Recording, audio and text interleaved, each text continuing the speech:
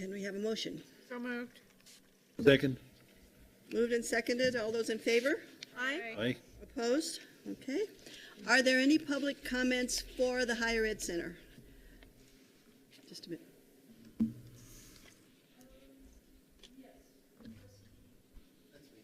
All right.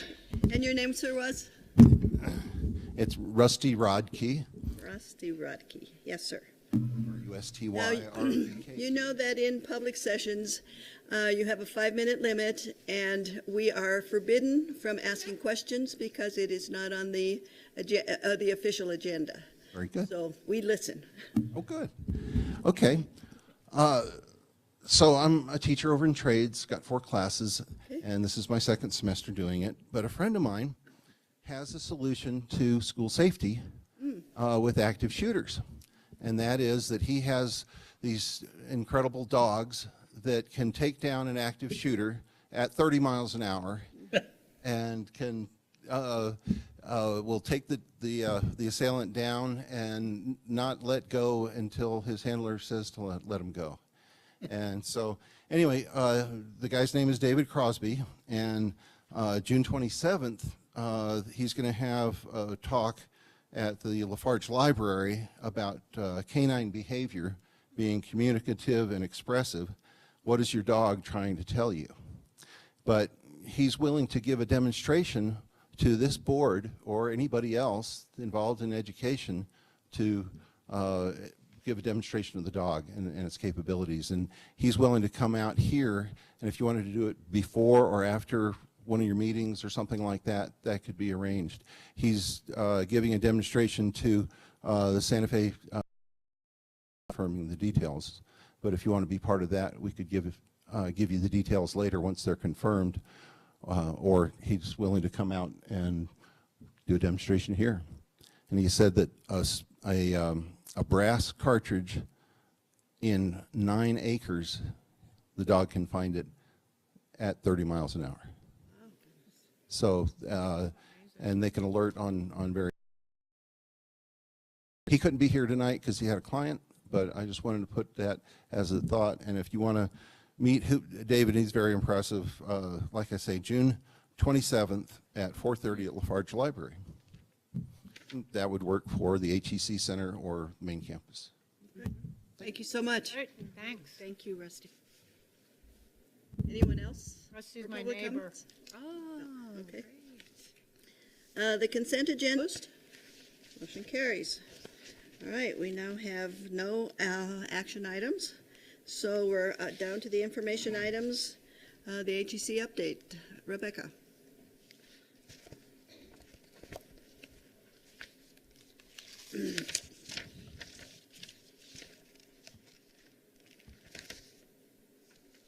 Chair Romero, members of the board.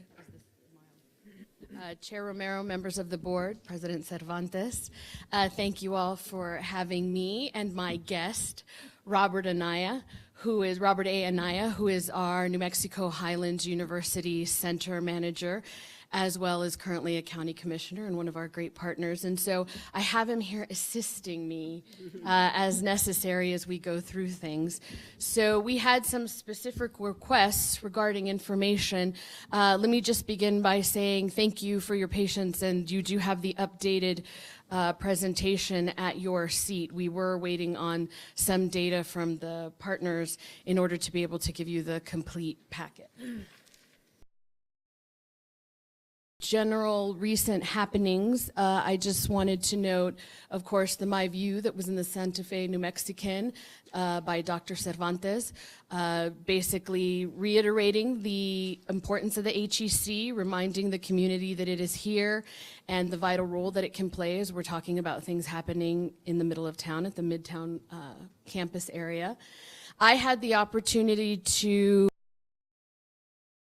see open house marketing push, but also as just part of, again, a hope to be able to get the story out, sit down and have about a 30-minute interview on the radio with former mayor and current Que Suave radio personality, Javier Gonzalez, which was really good. We were able to talk about really overriding issues in the state with higher education, affordability, accessibility, etc., and how both the Santa Fe Community College and the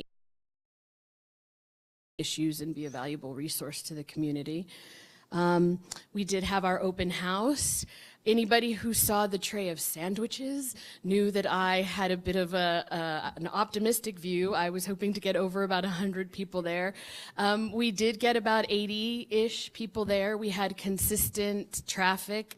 And really my bottom line is the partners were happy with the flow of traffic and the prospective students they met. So if they're happy, I'm happy. And tomorrow we're doing our first HEC lockdown drill. And the city of Santa Fe, like when it happened here on main campus, the county participated. Tomorrow we will have the city of Santa Fe participating with us. So I know one of the questions that we had was in regards to rental space at the HEC. At the back of your packet, you have the full list that we had that included invoices and the way that charges came out. And so, but basically in terms of the general overview, we've had about 20 entities, organizations, profits, nonprofits, et cetera, who have paid for and utilized space at the HEC. Similar numbers have actually used the HEC as part of a co-sponsorship. And of course, I have a bit of a laundry list there. But what that means is there were a few reasons for doing that. One, of course, was that they're partners. They have an active partnership with us, things like Opportunity Santa Fe, which is part of Santa Fe Community Foundation, the Santa Fe Public Schools with certain project-based learning trainings for dual credit instructors, et cetera. So those, of course, make sense. The other also had to do with partnership, but also we're still trying to get the word out about the HEC. So there was a little bit of, hey, let's give them a sample and maybe they'll buy our product. So you'll see that there's a representative of that. SFCC is currently in the process of updating its co-sponsorship policy, meaning who can have space here on campus without paying, and so there will be a possible effect for some of these individuals who have maybe had the opportunity to use the space without paying in the past. But again, as we strive to continue to tell our story, because as we know anecdotally, there are still people in this community who don't quite get what the HEC is.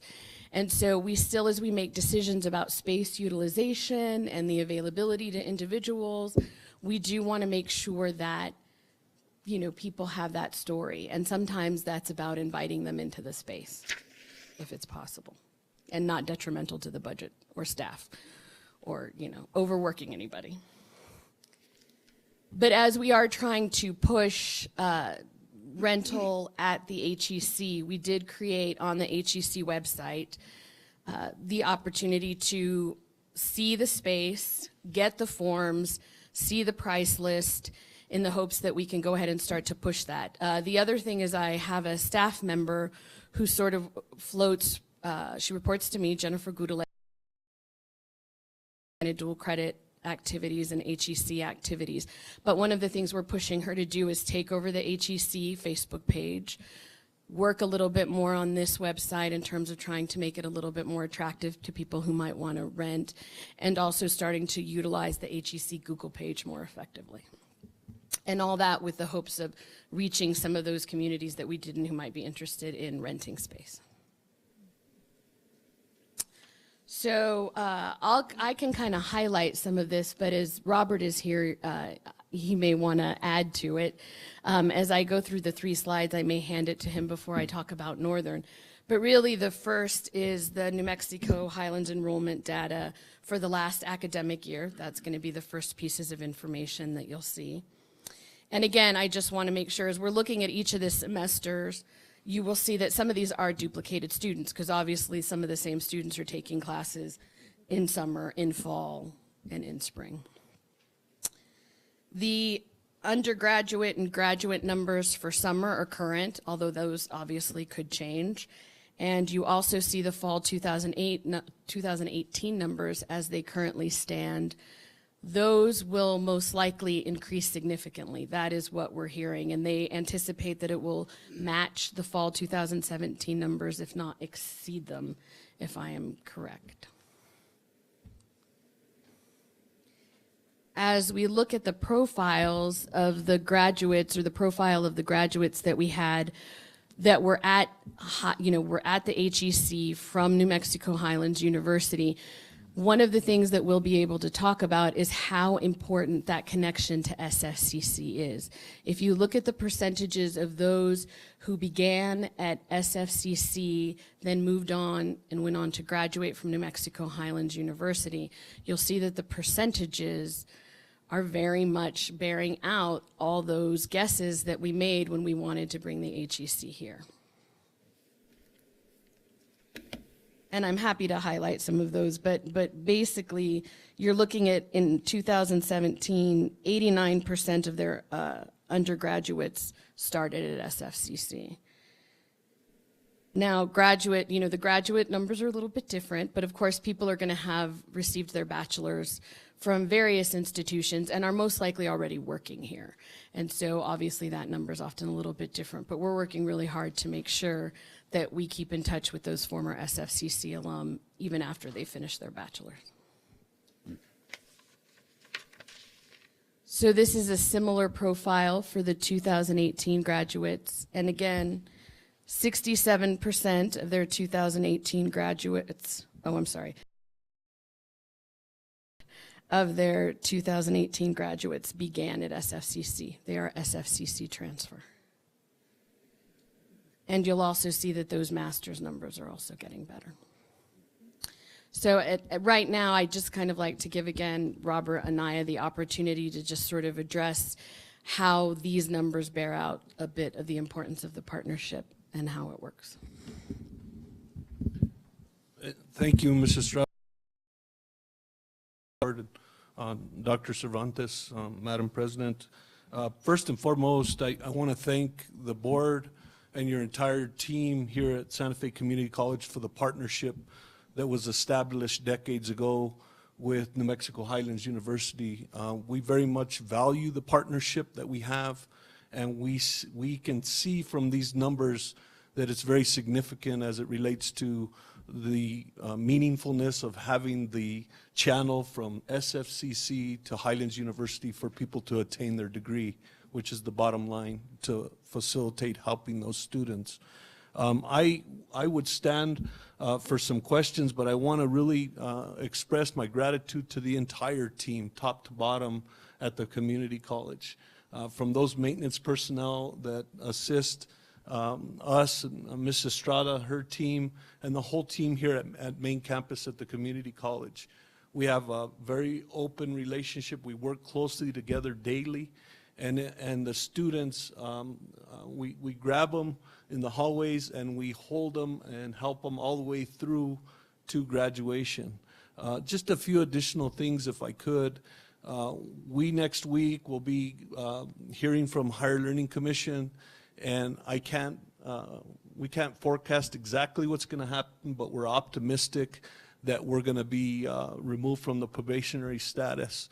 Some of the drop in the numbers that we see from 2017 to now, we think have a direct correlation to that particular status that we've been in relative to that accreditation.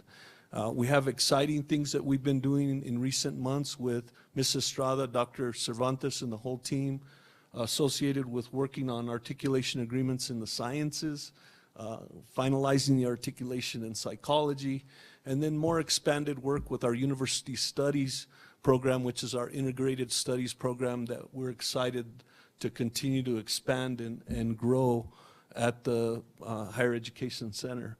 With that, I would stand for any specific questions you have. The graduate numbers, I would just highlight on those. We have various fundamental areas, but education and the social work program are the two primary growth areas. We're in our second year having offered MSW 100% here in Santa Fe. That goes along with what we offer in Albuquerque, Rio Rancho, Las Vegas, and Farmington. Our MSW program is one of the strongest in the state and the region. We're proud of it, and we're proud that many, in fact, most of our graduates at the undergraduate and graduate level come from the community college. Our education, our ed leadership, curriculum and instruction, those programs, as Ms. Estrada said, we also pull from SFCC graduates, but we pull from the community at large. And so with that, Madam Chair and members of the board, I would stand for any questions that you might have. Other questions from the board? Madam Chair, Kathy? Commissioner Anaya, it feels funny that I'm on this side of the diocese and you're on that. It's usually the other way around. So thank you for being here tonight. A couple of questions. Is your thing on? It is. Let me put it closer. Is that better? A couple of questions for you. So when you project that enrollment is going to go up this fall, is that based on any new programming that you're offering, or do you just predict you're going to have more students to the existing coursework? Programs? Right now, we're midstream and working through enrollments for fall. Enrollments will come in, and the registrations will come in now in July and August. We find that typically the students will wait up until the last minute. So my staff over the last few days has been reaching out to our students, making those calls, setting up those appointments to get them in to do their registrations. We are seeing growth in our ed leadership program and our MSW because it's in its second year. That's also a new program growth area. Psychology is one I mentioned earlier. We're seeing a few more students they're gravitating to that articulation agreement. That's not here in Santa Fe 100%, but most of those classes are offered online so that they can attain their degree. Mm-hmm. Thank you. You bet. Linda? Yeah. Thank you for coming, Commissioner Nye. I really appreciate it. And I think back to, I don't know, 15, 20 years ago when Highlands was in the basement of the college, but we had a collaboration with you all then, and now we've really been able to grow it, and you're our best partner, and we really appreciate what you're able to do for our students to go on. So thank you. Thank you. Thank you. Madam Chair. I too want to join Chair Siegel to thank you for this partnership and continue on in their educational pathways to Highlands University through the degrees that you offer. They're so proud. I sat in on a trio banquet, and the majority of the students were continuing on to Highlands University to complete their degrees, and they were so proud of that. So thank you for being a wonderful partner and helping our students continue their educational careers. Thank you very much, Dr. Cervantes. Anything else? I think all of our board members echo those thank yous for the incredible work that you're bringing to Santa Fe for people who are place-bound and cannot move but are anxious to complete their programs. So thank you very much. Madam Chair, if I could add two things. I work directly for the Vice President of Academic Affairs, which is Dr. Gonzalez, and two of the things that she has tasked me with expanding, and I've already started the dialogue with Ms. Estrada, and we're going to work on a better functional partnership in this area, is veterans and veteran coordination. So we're excited about a possible resource center at the Higher Education Center in partnership with the community college and Northern and anyone else that wants to join in and help us out with that. The other thing that Dr. Gonzalez has really set her sights on is that we have many students that will get their degrees in the trades, and they'll get many credits, but they don't transfer over to many universities because those universities don't typically offer those programs in the trades. Dr. Gonzalez has put it as a priority to begin to work to accepting those credits in the trades, and then working in our integrated studies, university studies program to build thematic areas around business, entrepreneurial facets so that they would be able to get a bachelor's degree. So I wanted to put those out there because she asked me to let you know that we want to continue to work on those and any other articulations that we can do that can expand the relationship with the community college. Wonderful, thank you. And I'm not letting him off the hook. He has to stay up here just in case any other questions come up. But also, before I move on, what I also want to say is just to, and I'm sure everybody knows this, but to acknowledge Mr. Anaya, Robert not only works with me regularly, but he reaches out to our TRIO program. He reaches out, obviously, he works very closely with Greg Scargill in the Veterans Office. This is why we have the bones right now of a proposal. We've already identified a space where we think a vet center can go. So it's the relationship at the HEC on campus, but it's also the relationship that Highlands has with the folks here at SFCC main campus, including the advisors and faculty. Robert has actually worked with the deans and associate deans and helping to identify some of those programs that we can articulate. So it really has been the model of exactly what we want, which is bringing everybody to the table to make sure that we're offering the best portfolio of options to our students. So where we need a little work is next. Mexico College. If you remember when Dr. Ivan Lopez Hurtado was here, great excitement, still completely engaged, are talking to Highlands about ways they can partner as well within the HEC, totally engaged. The numbers, obviously, as you can see for last year, which was their first year in the consortium, were not what we had initially hoped. As we went back and looked, on until July. We did that open house in August. So we realized timing was an issue. We also realized that we just need to get more aggressive in our marketing of those particular programs. So what we've done is made sure that HEC staff as well as Northern New Mexico staff has identified those graduates, particularly those computer science graduates, and said, and those engineering graduates, and said, we have a place for you to be able to stay here. That's where they have the most prospective students that they're looking at. Partially, we had to do a little bit with our curriculum as well to get those articulation agreements up and running, but they're good now. They've been adjusted. We're in the process of signing them to make sure that there's even more ease for that transfer. Again, they're super excited. They continue to be very invested. They want to bring some of these radiation control technician courses to Santa Fe.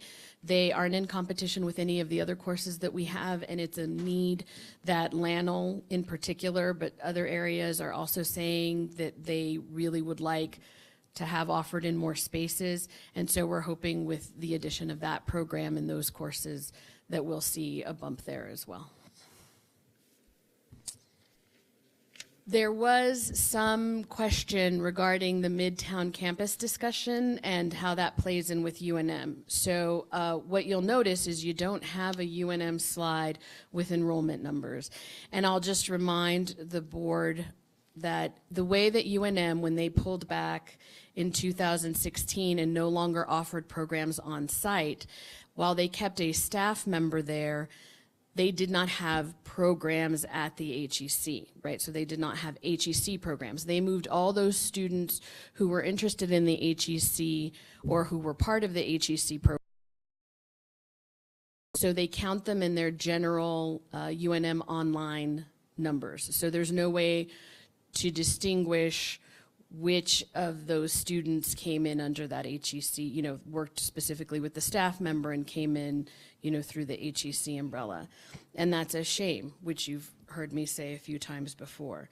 I do think we need to think about that engagement with UNM and the HEC. And I think that some of this Midtown campus discussion will help us do that.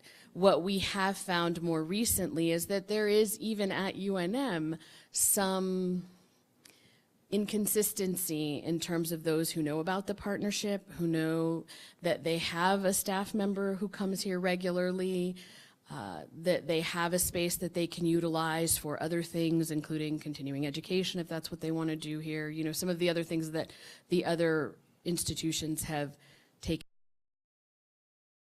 think we have to make sure that we're, and when I say we, I mean me, but, you know, also as a community, making sure that we stay on UNM and continue to try to make some of those things attractive that made them pull out. Of course, the financial situation was huge. That was one of the reasons that they chose to no longer offer on-site courses. But in terms of the specific questions regarding the discussions about the Midtown campus, which is adjacent to us, my role so far has simply been those 2 formal meetings that you have heard about previously. And so actually at this point, I'm going to hand it off to Dr. Cervantes because she has really become the point of contact with the city of Santa Fe for possibilities at the Midtown campus, which are not HEC specific.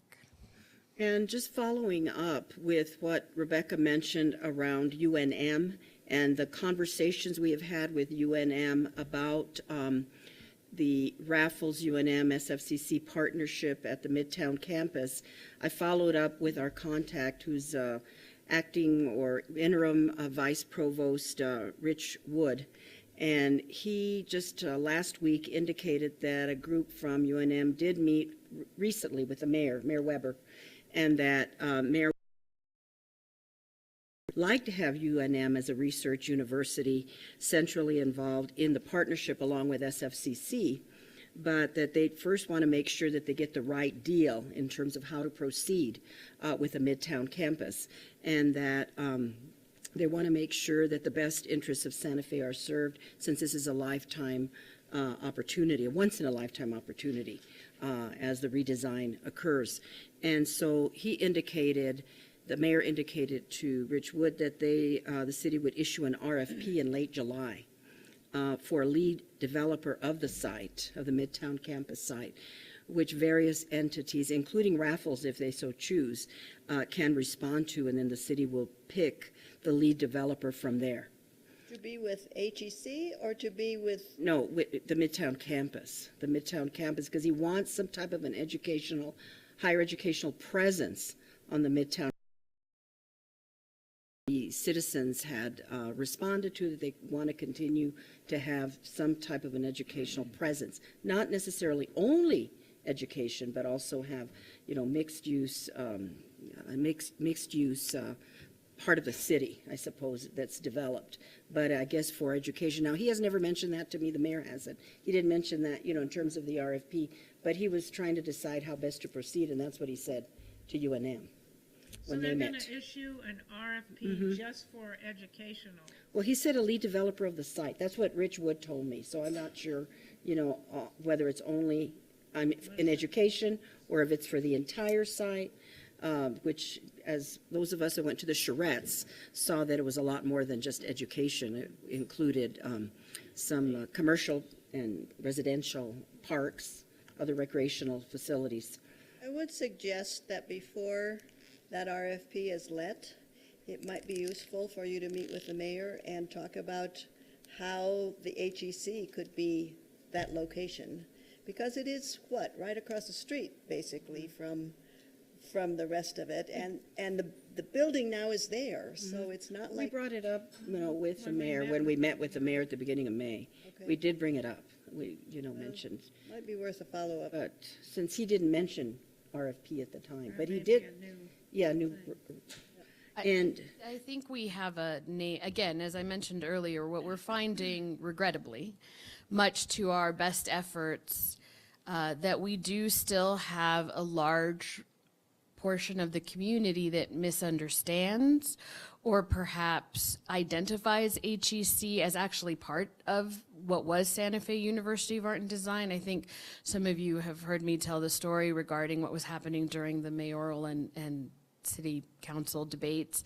And I think that partially, if we can figure out how to more aggressively inform those who are making the decision regarding the Midtown campus of what the HEC can be in terms of leadership for what will eventually be part of that in terms of the education portion or component of what will happen at the Midtown campus. Those of us who did attend, as Dr. Cervantes mentioned, those various meetings saw that people were defining education. Some were defining it very narrowly as higher education, but some were talking, Head Start, pre-K, early childhood.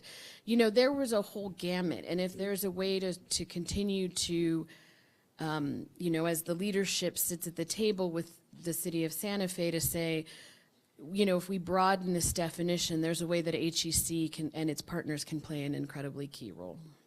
And to follow up what Rebecca said, all of UNM doesn't understand the role and the partnership that it has with HEC. Another comment that Rich Wood said in our communication was that if everything had gone according to the timeline with raffles under the previous administration, UNM had office space on site that they were going to lease, but that's gone away. And I said, well, if you need an office space, why don't you go to the higher education? And he didn't know that. He didn't know. No.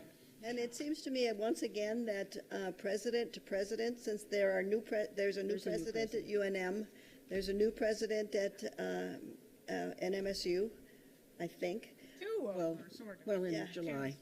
Yeah, that it might be an important conversation, president to president, to have about the HEC, because my experience working in the policy world is that so often the workers who do most of the work, but they do it at the direction of the leadership. And if the leadership isn't aware of the opportunity that's there, it sometimes doesn't get promoted or doesn't get supported even.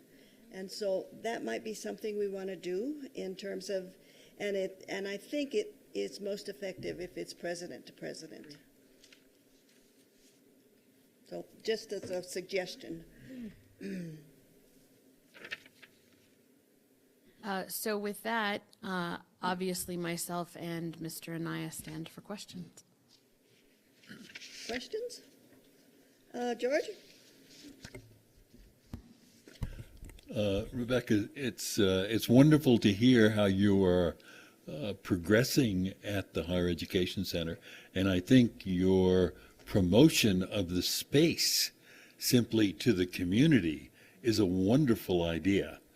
The community has lots of needs for space, and it's a wonderful sort of backdoor, front door way to introduce people to, oh, that's what that place is. It's just really fantastic. I had one question. Why is someone there if no courses are being offered? What do they do? Thank you. Do they clean the windows? Board Member Gamble. No, they serve as a recruiter/advisor position. So even though they're not offering any courses there, if students want to make appointments to meet with them regarding receiving information about UNM, or course offerings, or to get initial information, say regarding the financial aid process, what your general recruiter, first-year advisor, those tasks that those people usually do. So they have an office there, a phone number, a computer. They can do that. They can meet with students. They also use it as a base for when they go to various community events or high school events. I see. As a place to kind of station themselves. Okay, good. Thank you. I know we had some possible collaborations with like Bellevue, and I can't think of the name of the other one, and we were waiting for higher education department to accredit them. What is up with that? So thank you for the question, Board Member Single. So as you may remember, I mentioned that the higher education department, so previously when both Seattle Film Institute and Bellevue University came in and said, hey, they had to go through as out-of-state partners, the higher education department's state authorization process for being able to offer on-site courses in the state of New Mexico, and to have a staff member who would be officed and working full-time in the state of New Mexico. That's what state authorization does. And that process lingered and halted and was redesigned time, while Bellevue waited in the wings, Seattle Film Institute had enough students that were interested that they worked with the curriculum and they figured out how to offer that bachelor's and master's, those two bachelor's and master's programs online. As the higher education department has come out with the new rules for state authorization, there was a question, are those going to be grandfathered or the old ones? Process. The state invited both Bellevue and Seattle Film Institute to go through the new process. Bellevue has elected to do so, and they are in that process again now. Seattle Film Institute has decided not to go through that process because they have found success with the online version of offering the courses. So that still means we have a great opportunity for students to transfer to Seattle Film Institute. There's still an articulation agreement. However, they will not be on site. They won't be at the HEC. They will simply be doing it as a fully online program from here on out. But Bellevue is still interested in working with us and coming here. Yes, Bellevue has elected to start over because they're very interested. And so they are currently in the process now. They have restarted it. I would have to go back. I believe they restarted that process in March. But I'm certainly happy to let you know. There was a very early conversation about Fort Lewis and Durango.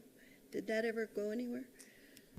Thank you for the question, Chair Romero. No, unfortunately, we were, as you know, currently with how we're hoping to have the consortium work and it being a non-compete as best we can. We have a population of students that we don't want to over-dilute. So the initial programs that we looked at with those institutions were much more interested in some of the programs, which makes sense, right? I mean, what are some of the most robust programs for transfer students anywhere? Education, business. But, as you know, we have a very good partner in those programs. So that doesn't mean we can't go back now that some things that was, a while back. We can certainly go, look, see. I'd have to see where they are at in the state authorization process. We'd want to be very upfront to see whether or not that's something they're interested in also pursuing, because it has to do with whether they're, if they're going to be on site and have full-time people on site, that state authorization process kicks in. Let's see. Other questions? Do we have any other potential collaborators and other colleges and universities in New Mexico? We are very, very, very much in new conversations with, as you might remember, New Mexico State University, also due to financial constraints, pulled out of the partnership. And so hospitality has been one of the things we've been trying to replace. And so there's some conversations at the faculty level between Santa Fe Community College and Eastern New Mexico University's hospitality. And so there's some possibilities there. But we're very new in that conversation. The other one is with Western New Mexico University. Again, we're having to look at what program. Right now, the students that we have who do transfer to Western tend to be in the education fields. But of course, that's a wide range. So what we have to do is make sure that it wouldn't be in competition with anything that we already offer. But there's some potential. I have to give Dr. Jennifer Salee, of course, as you know, who does Kids Campus and just about everything else, real credit. She's the one who really said, the education, particularly in early childhood and some other areas, has a whole gamut of things that aren't just necessarily what we always think of. So let's look at that. And Western has been a very interested partner in the work that she's doing.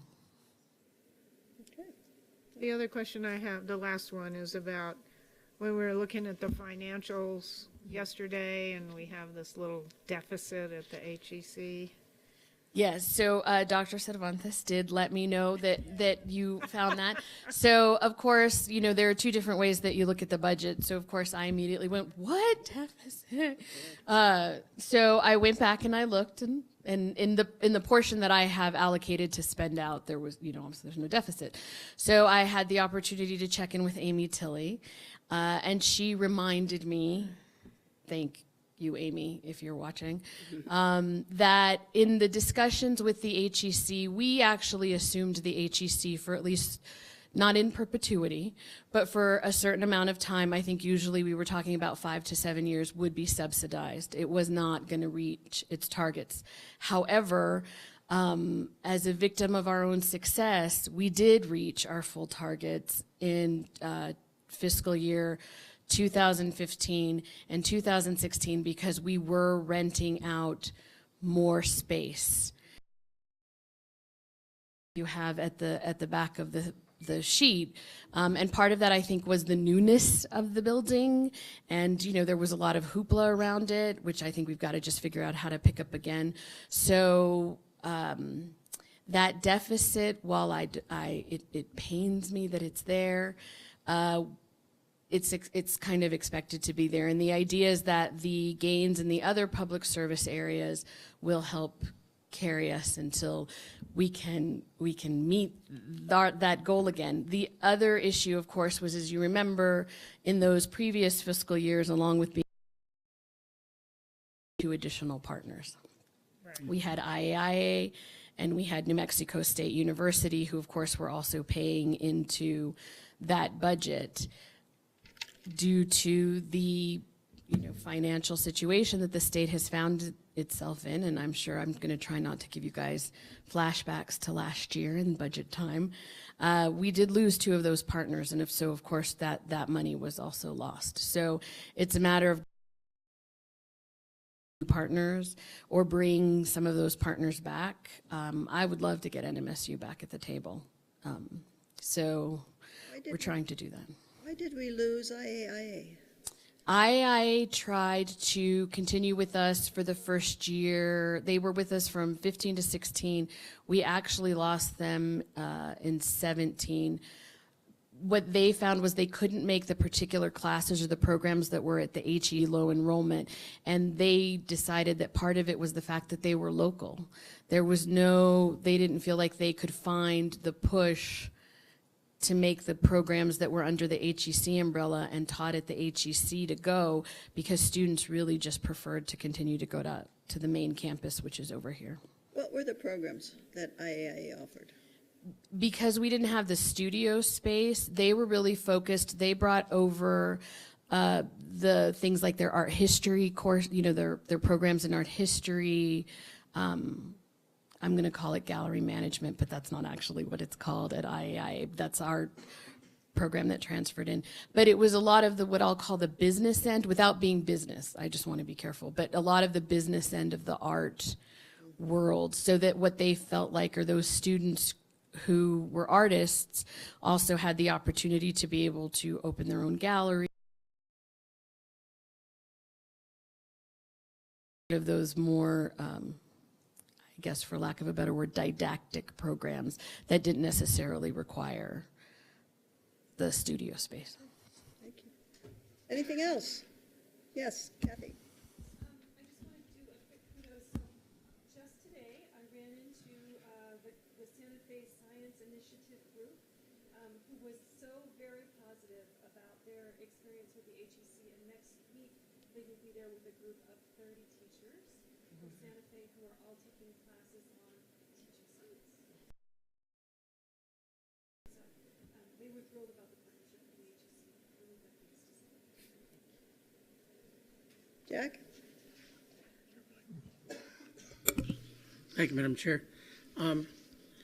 Rebecca, at the beginning of your discussion, you talked about some of the participants who were leasing space there, received some reductions or some free space. For example, I noticed that 2 times Christus St. Vincent Medical Center was there and received a $400, I guess, discount, if you want to use that term, and then again a $200 one, and others as well.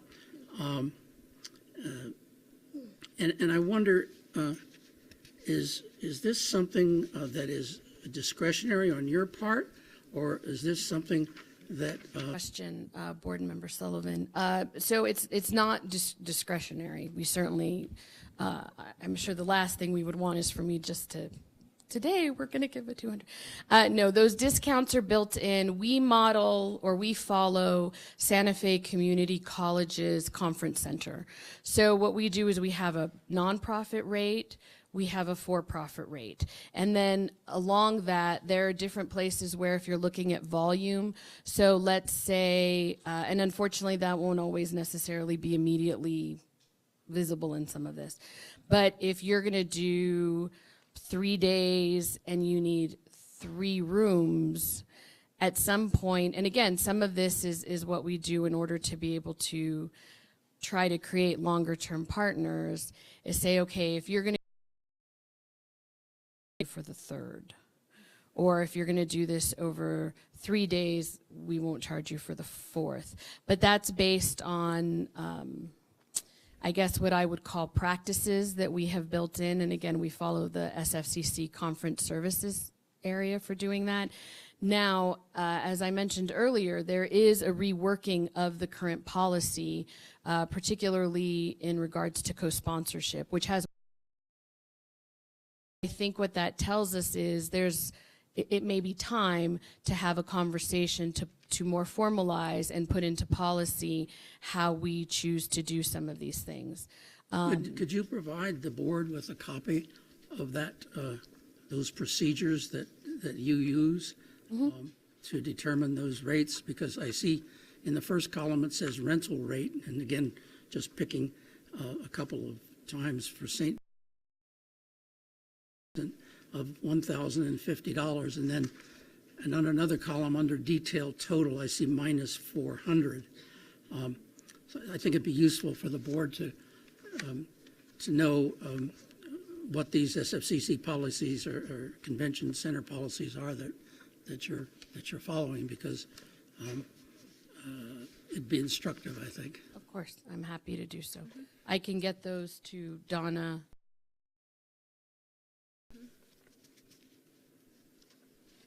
Anything else? Okay. I think any board reports or discussion or other business to come before this group? Thank you, Rebecca, and no, you weren't Rusty, you were David. Robert. Oh, Robert.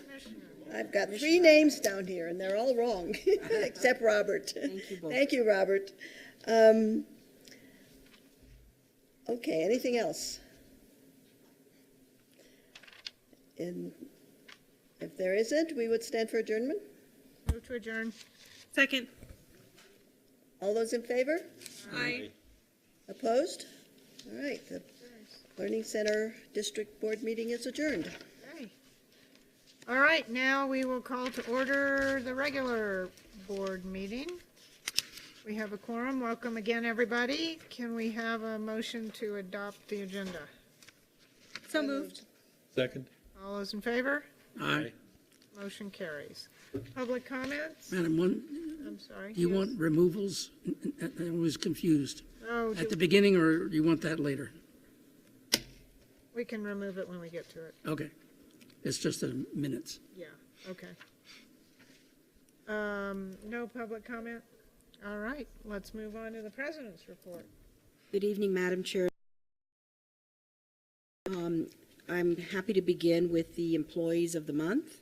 And for the month of May, Pass It Forward Award, Marshall Martinez of OIT nominated Dorothy Ray of Palms. And let's see, I know that Marshall is here and I know that Dorothy is here. So you want to come forward, please, both of you?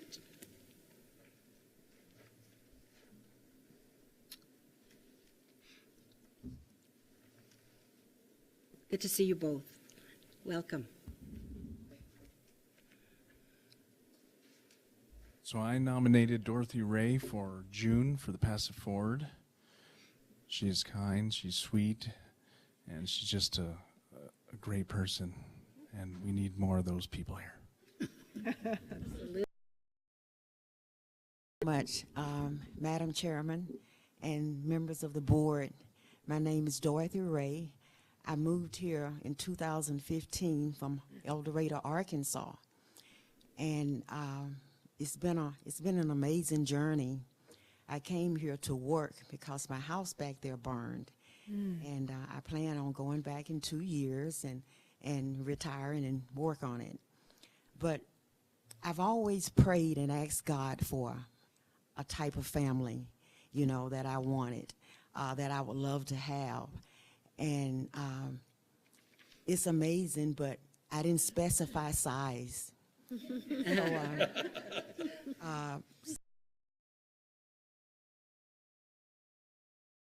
family, and I just can't say thank you enough. You know, it's everybody want to see you succeed. They want to see you do your best. They want to make sure you're feeling well. How are you doing? And if I'm down, I see somebody here that works here, and they're asking me, how am I doing? What can I do to help? So it's like a family. And I asked God for this family, and he gave me Santa Fe Community College. I didn't specify size, so he gave me a huge family. So I thank each and every one of you. I love working here, and I've never worked in a place where it was a family environment. It's a business, but it's a family. So I appreciate it. I've never had such an honor, and I appreciate it more than you ever know. And I thank God for each and every one of you. And I absolutely love working here. And thank you all so very much. And thank you, Dorothy. I just wanted to echo that her comments today were exactly the same as she gave to me one-on-one when we met in March at Professional Development, chatting. And she mentioned all of this and indicated that Santa Fe Community College was her family. And thank you for all you do for us as your family. And Marshall, thank you for nominating her. Thank you. Thank you.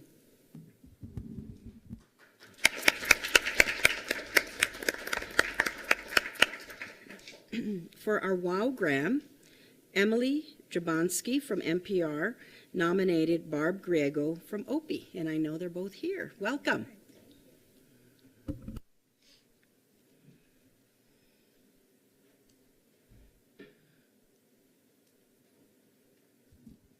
Good evening, Dr. Cervantes, Madam Chair, and members of the governing board.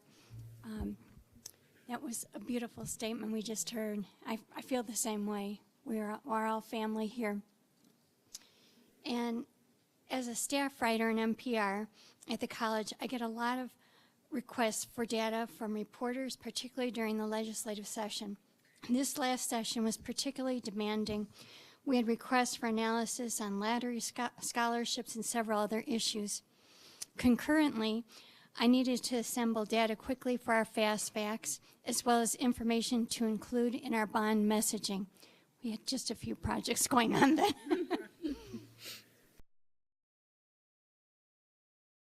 I was so impressed how well she juggled requests and delivered fast, accurate data and analysis under very tight deadlines. I know for a fact that on one occasion, she worked quite late to be able to get the information to a reporter who was working on a deadline. She not only prepares reports, but almost always follows up with a phone call to make sure that I have received and understand the reports. For all these reasons, I am proud to nominate Barb Griego for the WOW-gram.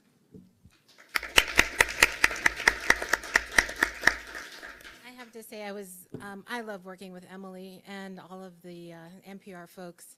One of the things that has been truly great, that I'm truly grateful for, is that we are a college that values data in our decision making. And I know that the folks at NPR, under a lot of tight deadlines, I know they're always apologetic when they come to me with last-minute requests, and I know they don't have much control over that because they're usually responding to a public request.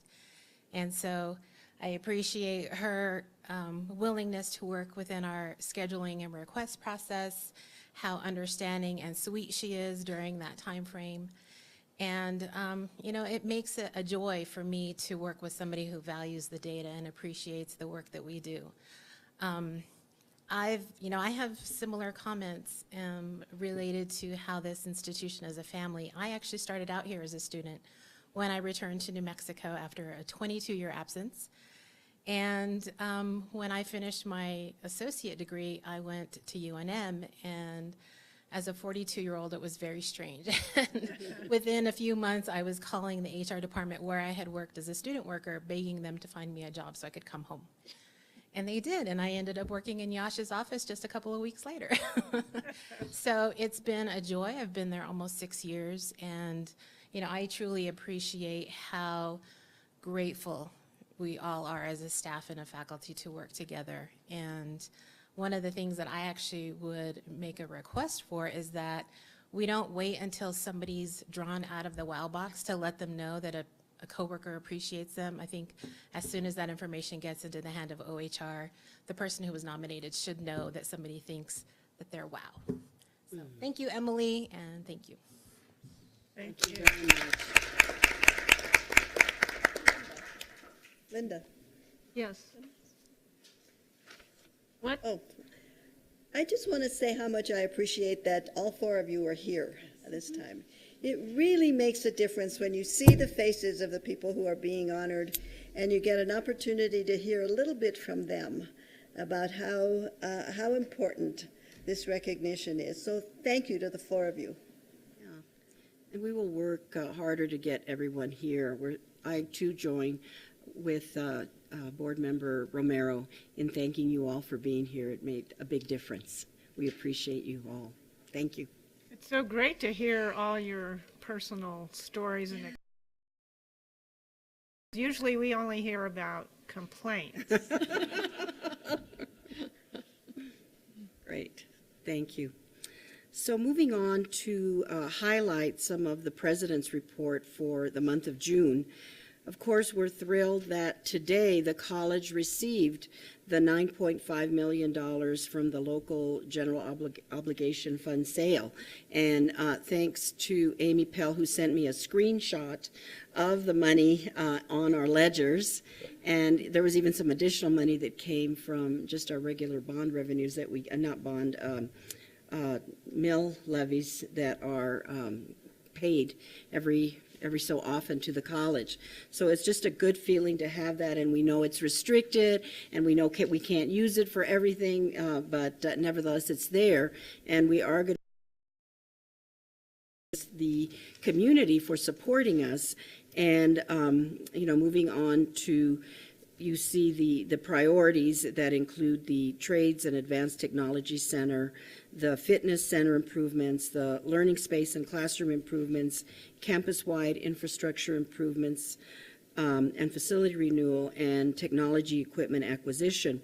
In order to guide us with the expenditure of the bonds and to make sure that we meet the promises that we made to the community, I am establishing a local bond advisory committee, LBAC, and it will be Nick Deyes, Margaret Peters, Henry Mignardo, Uta Jansen Kerr, Jeremy Lovato, and Catherine Fox-Alherd, who is a faculty member. And so we're going to start meeting next week, and they're going to provide guidance on the spending priorities to accomplish the college improvements as specified in the bond election. They'll assist in determining the phasing of the bond projects, offer feedback on the process such as design, procurement, RFP, timeline, etc., for moving forward with the bond projects, suggest key individuals that will provide input on each of the bond's main projects. So that they'll just help me keep it moving and with the priorities that we have promised the community. And also the accountability piece, I think, is very important to support Henry and his staff and Nick. So that will be a big help for me. Then moving on, the leadership to support the college efforts for student success category. Nearly 100 students completed their high school equivalency exams in adult ed and academic and career education. Mayor Alan Weber was the keynote speaker, and it was a beautiful event. The fact that the students actually tell some of their stories on how they got there and the successes was amazing. Another success, the respiratory care program received the Distinguished Registered Respiratory Therapist Credentialing Success Award from the Commission on Accreditation for Respiratory Care. So we're proud of them. And they're going to host a application process and offer academic advising on June 14th and again on July 11th. There is a first of its kind, I don't think this one's on the report, but I want you to know, first of its kind algal-based college certificate program, and it has to do with Algae Technology Education Consortium that was funded by the Department of Energy's Bioenergy Technologies Office. So we had our first graduate program, and there was a press release that marketing sent out on June 19th about it. But the graduates received their Associate of Applied Science in Controlled Environmental Agriculture with a certificate in algae cultivation. So we're very proud that that program, you know, one of the first in its kind that was designed, conceptualized and designed by ATEC members, including professors, commercial leaders. Great. Let's see, the Early Childhood Center of Excellence partnered with the City of Santa Fe to hold an early childhood educators job fair on June 13th, and employers included Kids Campus, PMS Head Start, United Way, Santa Fe Public Schools, and Pojoaque Public Schools. Let's see, the $40,000 for paid internships that Santa Fe Community College will receive in the foundation, and the foundation will match dollar for dollar. And with these funds, we've hired Yael Scheikind as the coordinator to oversee the program and assist in organizing the way that we select the students and then place them in businesses in paid internships. And these students will have to already have at least completed one semester of coursework in a certificate or degree program at the college and continue taking coursework during the internship. We believe that this will go a long way in helping to reinforce retention and completion of the programs that the students are in, because so many of our students actually need resources to pay their rent and other needs. The other great news is the Northern Area Local Workforce Development Board at its board meeting, I think it was June 1, approved the establishment of a satellite campus here at a satellite center at Santa Fe Community College. And so they're going to have an additional 2 advisors that will work with underemployed or unemployed students in order to help them obtain funding to get training in order for them to find jobs. And as they said to me, that many of their clients are already our students. So we see that them being located here will provide more opportunities for our students to obtain funding in order to pursue training that will lead to jobs. And where's that office going to be? It's going to be located in the Welcome Center area, the career, specifically the career services, so that it'll merge with what Patty Armstrong does, you know, in terms of helping to provide students with training support, as well as jobs, finding jobs. So that's where they're going to be located.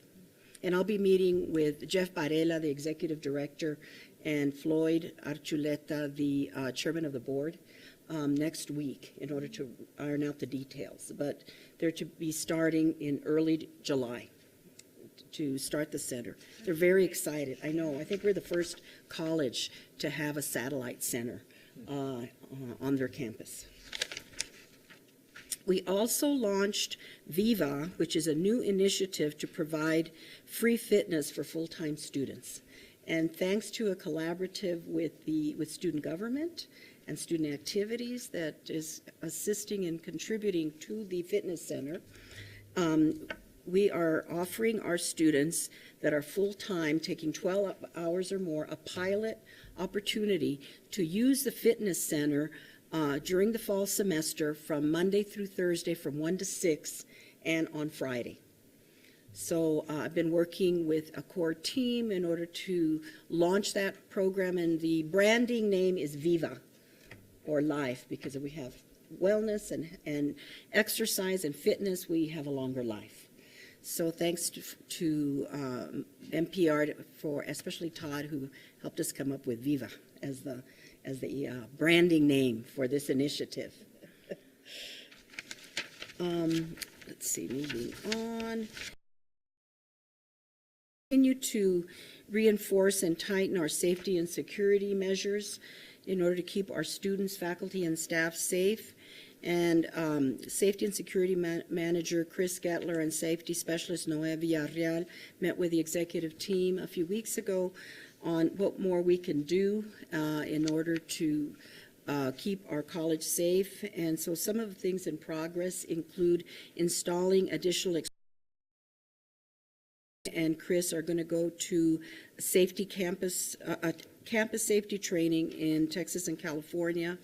They offered first aid, CPR, and AED classes. They were held earlier this month. And we're going to have another special meeting in July focused on keeping SFCC safe. There's other things in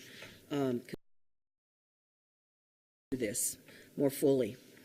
Another thing, but it's not on there, is that TRIO program just recently had an external, well, this week actually had an external evaluator. And I know I met with him, Dr. Fields met with him, and he was meeting with a variety of staff on campus just to find out how we were doing in terms of complying with the requirements of the TRIO grant. And we'll be getting that report soon. But I know I ran into him yesterday.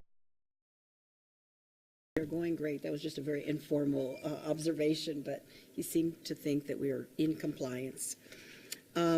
Last week, I met with, I was interviewed by Richard Eads on KTRC, and that was a fun experience. I had never met him before, but I enjoyed that, and we talked about the Midtown campus, we talked about the Higher Education Center, and about the important role that the college plays in serving the community at the HEC and on our campus.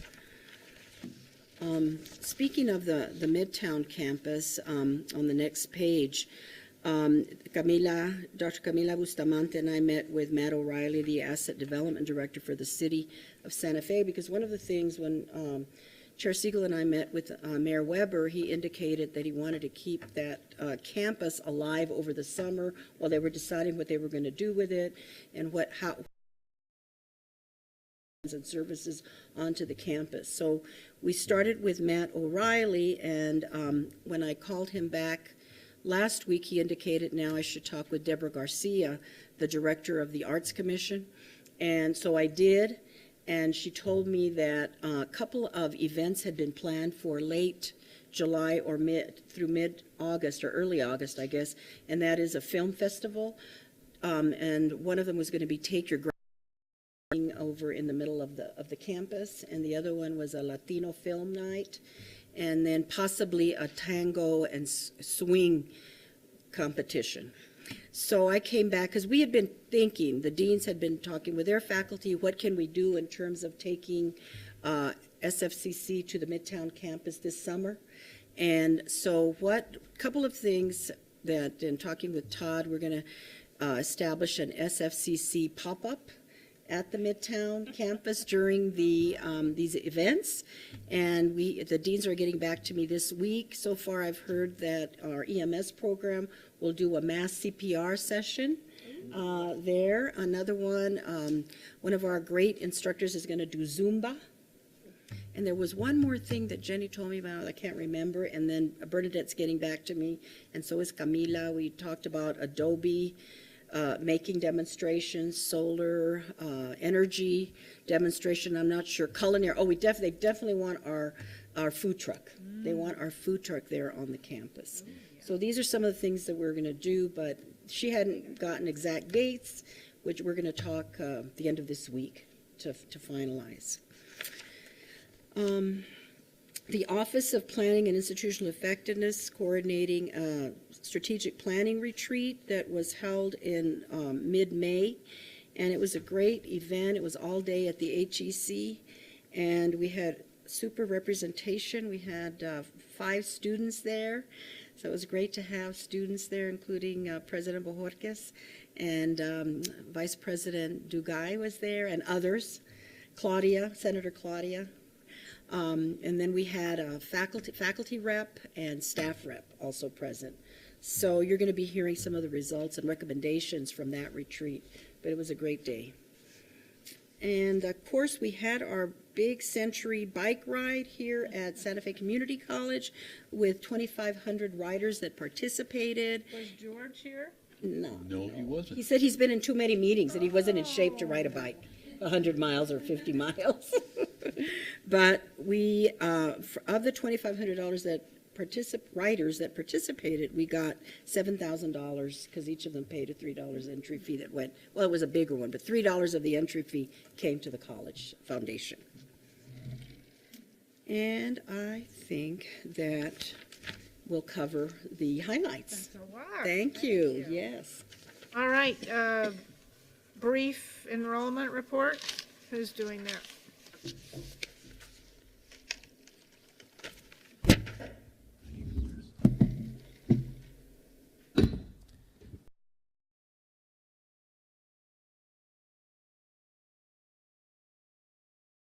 Quickly, and just to show you for summer semester, we are down 7.43%. Looking at these numbers, what this does for us in marketing and recruitment is it pushes us, it drives us to think outside the box, to be as creative as possible in ways and things that we have never tried before. So, Madam Chair, President, we want to share with you today what marketing and recruitment are doing for their summer vacation.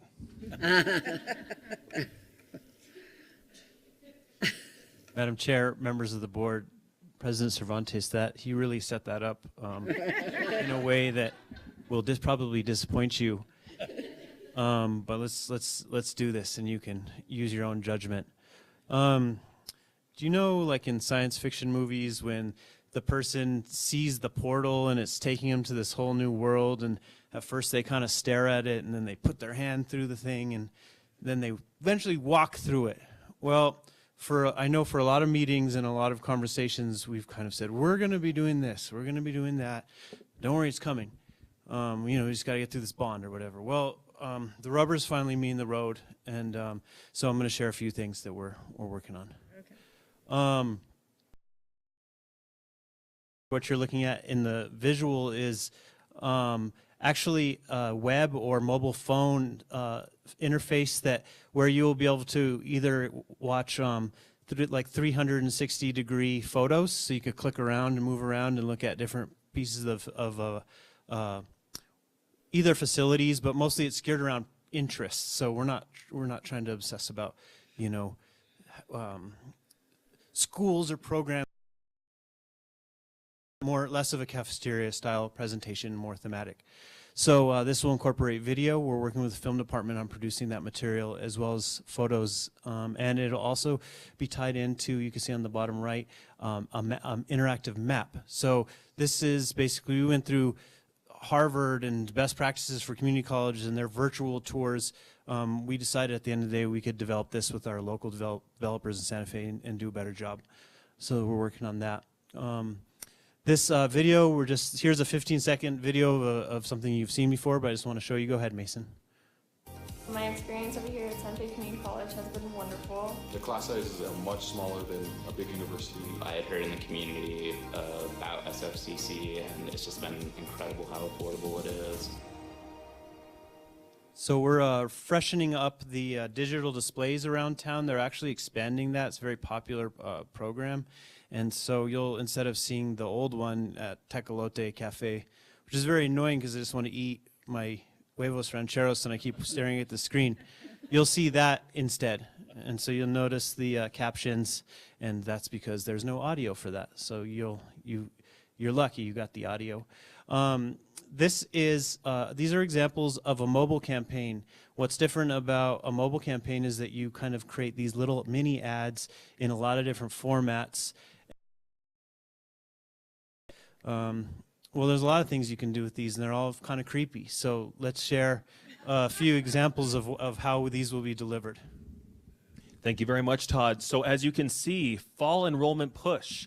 We are doing geofencing of our high school addresses. So what that means is that we have a list of over 1,400 Santa Fe Public School junior and seniors that we receive from Santa Fe Public Schools that we are using as part of this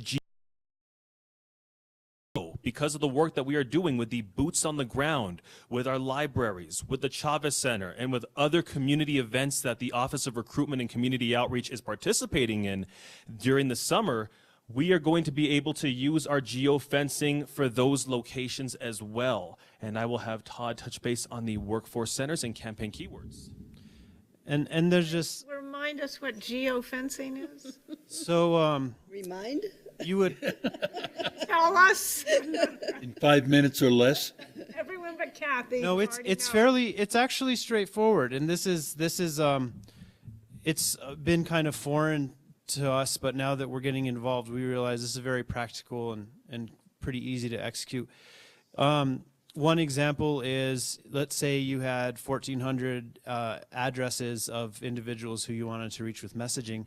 If you have those addresses, you can you would locate 1,400 points and identify cell phones that were active in at those points, and every cell phone associated with those addresses would begin to receive the targeted ads when they're surfing websites, when they're looking at their apps. Another great example is, let's say we hold an open house. We can geofence. That's geofencing. Anyone who goes into that space during that period of time, you can register their phone addresses, and then you can serve them ads, which gets into some really interesting stuff about actually measuring effectiveness and closure and then all that too. But we're really, we're just scratching. That's a bigger discussion, but we're really on the mild side of using this technology. It's fairly ubiquitous. Another effort, and these are all new things. We've never done these before. This is another campaign that we're working with OPI on targeting underrepresented populations in particular programs. So what you'll see here is, let's say, a female in automotive or computer science, or a male in early childhood education, or a male in respiratory or nursing or in health sciences. This is very specific, so it's just an example of how these these ads will go to specifically females in this region that we think we might have a chance of bringing into automotive. So much smaller target populations, but the good things, we'll get a lot of data after we do these things. We can learn a lot about how effective our responses were and things like that.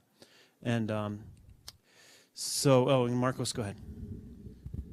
So then with our text messaging, so right now it's over 500 contacts and growing by the event, growing by the day.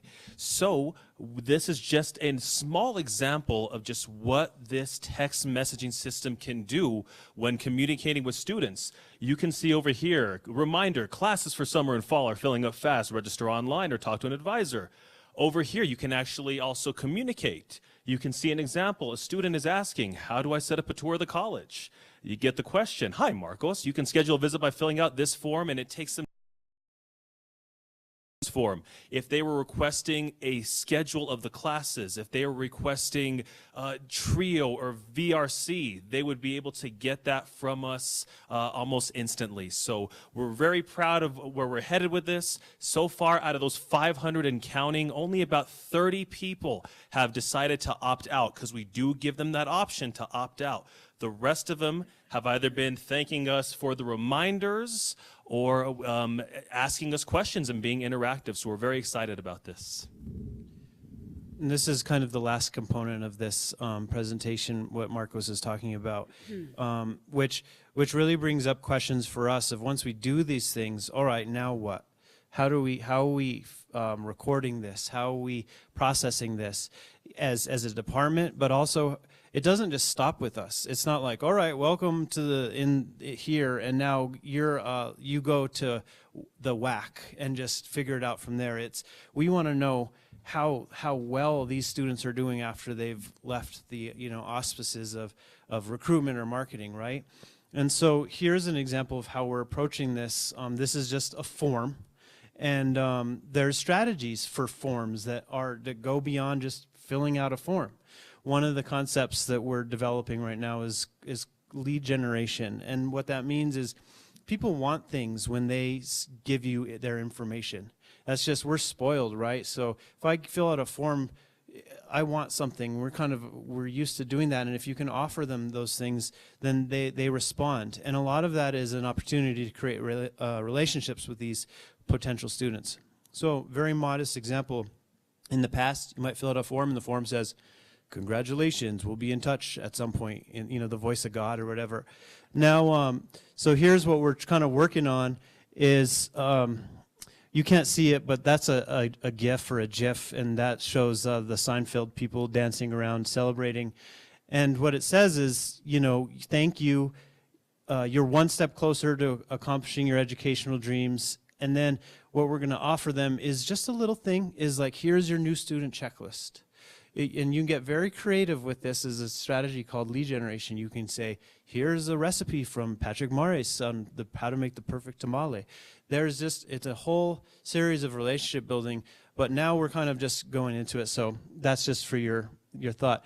And then what we've also been exploring is how to track this in a way that really, really does our work justice, that we can report this back to you in charts and numbers, and also we can start to build relationships out of our own silo into the next step of the process. Maybe we want to know how, in 10 years, we want to know how these people, what jobs they're getting and how successful they are.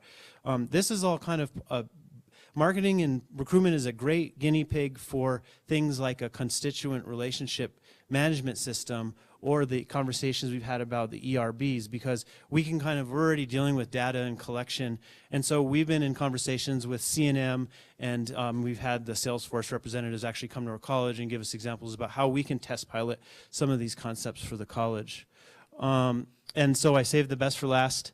We're rolling out a year-long TV spot ad campaign with Comcast. Remember that it was cost prohibitive because we used to have to pay Albuquerque rates, which is impossible for us to do. It's too expensive. Well, now technology has allowed us to just reach Santa Fe populations. And so over the course of the year, we'll be on these channels on Comcast, as well as, and this is the pièce de résistance. And Laura, I didn't say that right, but we're going to be we're going to be part of Monday night or football schedule as well. So we're trying to reach our guys, and we figured that NFL is probably a good way to do that. So you can see information about that. But there's some more facts and figures about all that. And I just have to say that we're really excited. We know that, we're up against a headwind with the way the recruitment or with the enrollment trends and the way those are going across the country and in New Mexico. So we're just, as President Cervantes has said, we're trying to keep, our nose to. Yeah, that's great. Questions, comments? Jack? On those TV ads, I didn't see the cooking channels. He likes the Was I wrong? Did I miss it? Let's take a look. Food Network. Yeah. Food Network, okay, got it. Yeah, got it. Got one of them, okay, good. Yeah, Bravo, does some food. Don't you? I love Top Chef, yeah. I finally added it. Now that we moved. Okay, I missed it, good. No, thanks. That's Those are the kind of conversations we want to have, is to get right. It's all about the segmented, targeted stuff. So that's right. So you're targeting older guys? The Food Network? You're targeting females who like to cook. That's who. Oh, okay. Or don't know. males who like to cook. Or males who like to cook. One thing we've learned from this is we don't trust our assumptions very often. We let the statistics tell us kind of how to do things. Okay. Just wanted to add that I've mentioned to you that we had an active enrollment management task force, and each of the 4 main subcommittees did come up with priorities that were discussed at our strategic planning retreat, and several of their recommendations you'll see they're integrated in the strategic plan. And that deals with a holistic approach to enrollment management and growth. So that will be addressed shortly in the strategic management report. And what about the home improvement channels? I have a 9-year-old granddaughter that loves to watch those home improvement channels. Yeah, it's very popular. Yeah, they are. Big range of ages. Yeah. HGTV and. I hope you're submitting some of this for awards with the various marketing venues. Yeah. Thank you. Yeah, we'll keep that in mind. You don't have enough to do, I guess. No, I like awards. Okay, I guess that's it. Thank you. Thank you. All right, on to governance reports. Madam President, do you have anything from council? Government? Okay, it's on? Is it on? Yes. Okay. Good afternoon, Madam Chair, members of the board, President Cervantes. So for student government, the report, it's short and sweet, and I have to run out because I have to study for 2 tests that I have this week. So we did attend the strategy planning meeting. Thank you all for allowing us to be part of that. It was very interesting to see the process and how it works. We gave a little bit of input from our side, also from the student side. We had a retreat this month again to go over specific dates and how our this fall semester is going to be working. We are planning an orientation now in July, just to orient the incoming crew, which is the vice president and our new treasurer. We also were part today of the summer queue, which I hope you all enjoyed and you were part of. There was a huge outcome. We ran out of burgers. There were plenty of hot dogs though. It was great to see everybody just out there and just interacting with one another. We continue looking for 4 senators. We need a senator for the School of Business, Fitness, Nursing, and Liberal Arts. And we would like to thank you all once again for approving the student government budget. Thank you all very much. We really appreciate it, and we're really excited to start off another semester. Also, I'll report on this one, but we're also planning to go to our the student government meeting. I just blinked out. It's a huge conference that's happening again. We went to it last year, and it's pretty exciting last year we went not having a lot of knowledge, and this year we have a lot more knowledge, so we'll gain even more from this conference and bring it back and just continue growing our team and making it a successful team. When is that? That's until November. Yes, but we're starting the early bird registration. It's cheaper. Where is it this year? California again. Yeah. Where? I don't remember the university name, but it's in Los Angeles, in LA. Yeah, so we're excited for this, and just we'll have. Well, the exciting part about the team that's coming in is we're the old team that was there before, part of us, and then a new team. So there's the team that with the knowledge, and then the team that will gain the knowledge throughout the course. So we're excited. President and the treasurer, please. Of course. The vice president is Frida Sigala, and the treasurer is going to be Isaac Arellano. Isaac Ariano? Thank you. Thank you. Any questions? Well, thanks. Thank you. Go Thank you. study. I'm going to run out. Thank you so much. Thank you. Good luck. Thank you. Do we have any faculty or staff? Staff, okay.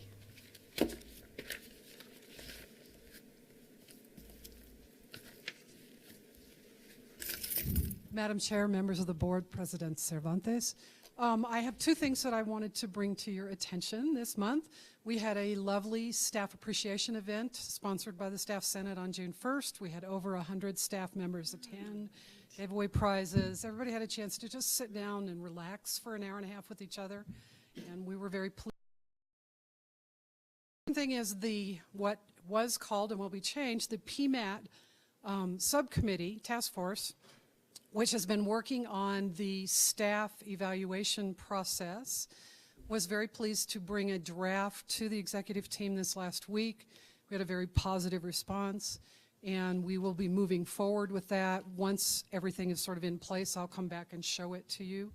We're still tweaking, and hopefully we'll be kicking that off during convocation with training and use it moving forward until the people admin system is ready to be upgraded and changed to that.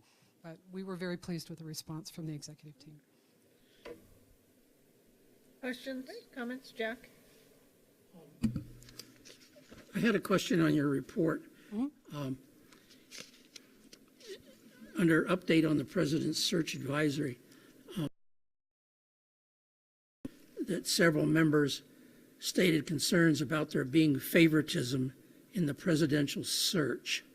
Could you elaborate on that? You know, that was at a meeting that I didn't attend, so unfortunately I can't, but I can look into that and get back to you about it. And it goes on to say, and feel that staff and faculty should be given updates on the search. And I guess I could ask Dr. Cervantes, I believe that that's being done, isn't it? Yes, as you know, we did not have the name of the search firm until last meeting, and so that is, I did mention it to the executive team last week, because it was the first meeting we'd had, and then I will be getting an update out to the college very soon, this week. I believe the fact that the selecting a search firm took a while on your part, and reps had been picked back in the early part of the year. There was sort of an information lag because you all were doing your part of your work, and we just didn't know what was going on. But the one thing that is important that the staff needs to know is that once that committee convenes, they sign a confidential agreement that they do not disclose what goes on in the search committee. So a lot of that conversation is a controlled conversation. So there are certainly updates that we can give the staff and the campus about where the search is, what the next activities are, but short of that, there's very little conversation that is allowed. Sure. I honestly think that the biggest item of interest right now is the projected timeline, and I realize that's... Which we haven't finalized with the search consultants yet. And I know we were providing information for you today, so... And then, but my concern was the apparent feeling of favoritism, and I was trying to think of... I'm sorry, I missed a couple meetings because I was... I understand that. And was it regarding favoritism with regard to the search firm that was selected, or was it regard to favoritism of the presidential candidate, which haven't even been identified yet? So I just, you know, My guess on that would be on the part of the reps who were selected.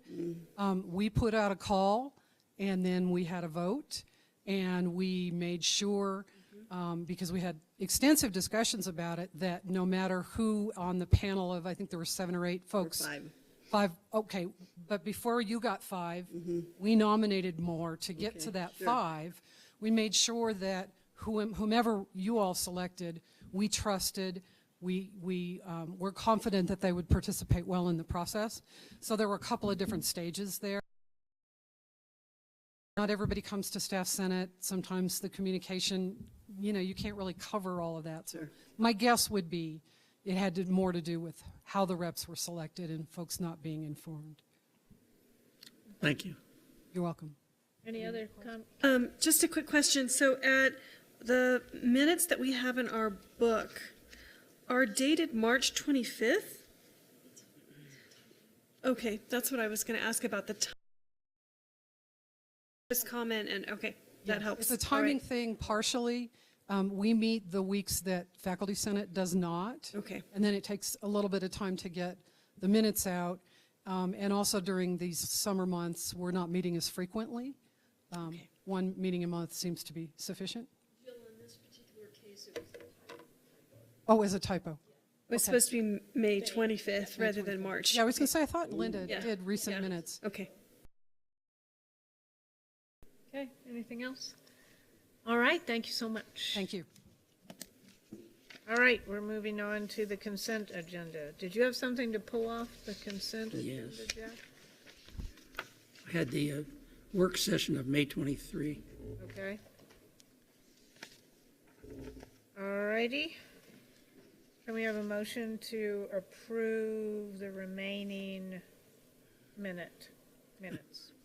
So moved. Is there a second? Second? All those in favor? Aye. Aye. Motion carries.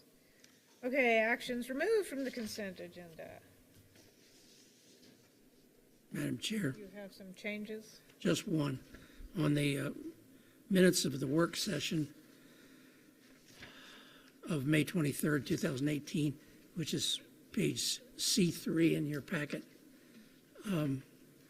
under paragraph 5, it makes a reference to Chair Siegel, but Chair Siegel was absent. I was there in spirit. Well, maybe we should put it that way then. But So that should be changed to... to me, Vice Chair Sullivan. Yes.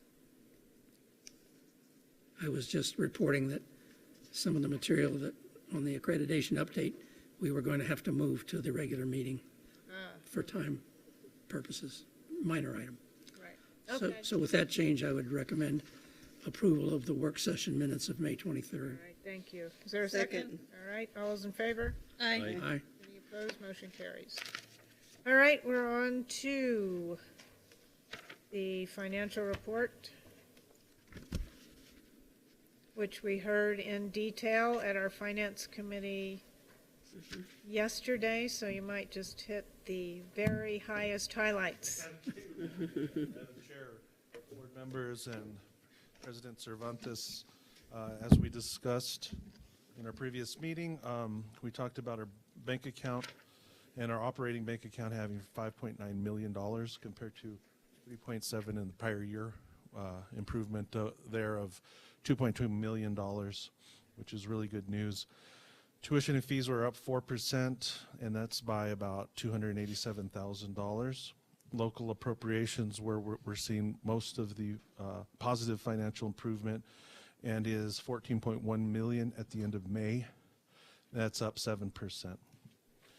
The state appropriations were about even to last year. ING revenue in total was up $911,000. On the expense side, expenses were down 5%, and that's 1.4 million, and total out to be $25.9 million. In the public service area of the budget that we keep close track of, Kids Campus had about $34,000 of income, which is really, really good news. Really good. HEC, of course, you mentioned earlier, had a deficit of about $15,000. I just want to remind the board that we anticipated for this budget a deficit of $52,000, so it's much. In total, public service had income of $90,000 in total, and we had anticipated ending the year with $2,000 in net income for this fiscal year, so they're outperforming there. And in the auxiliaries area, we had net income of about $94,000, which is also really good news because we can, any available balance there we can transfer to our reserves. Just to let you know, as President Cervantes mentioned earlier, we got $9.5 million in our bank account today. And some of that outstanding money that we've, taken out through the bond issuance will be paid back tomorrow to the State Treasurer's Office. And with that, I'll stand for any questions. Any questions? Madam Chair. Yes. One question, excuse me, on the revenues and expenditures on page E1-8. We talked a little bit earlier about the Higher Education Center. And what I was wondering about was, I see under the anticipated FY18 budget, we have revenue projection of $145,228.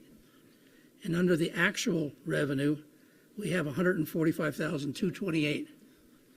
Did we hit it on the nose, or am I missing something there? We'll have to take a look at that. This is only for 9 months, of course. Yeah, good catch. I don't know. I'll have to take a look at what happened there. It could have been Because that's what determines what the deficit is. That's correct. The 15,000. And I know in some cases we've indicated, and I don't know if that's the case here, that all the contracts that were signed have already been paid, ahead of time, and so we're not anticipating any more revenue. In which case, of course, the expenditures will continue and the deficit may increase. But I was just rather dubious that we could have hit it right to the dollar. Yeah. So fairly unlikely we hit Okay. it on the dollar, but Yeah. that could have been just a fat finger of. So maybe we could get an update of that page because I am interested in that we not get into a long-term situation like we had at the kids' campus of where we.